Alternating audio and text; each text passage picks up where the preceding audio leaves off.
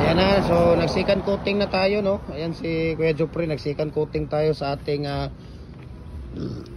table saw or circular saw.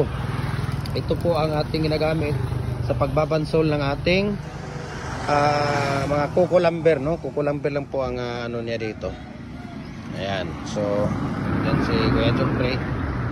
So second coat na po yan, no? At ito po ay ipapadala natin ito sa Cebu City. Sa ano to, sa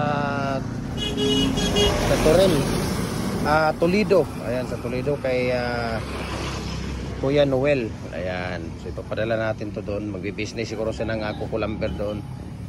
Ayan, so tinanggal namin yung tawag dito. Hindi po na namin kinabit yung motor at saka yung shafting niya.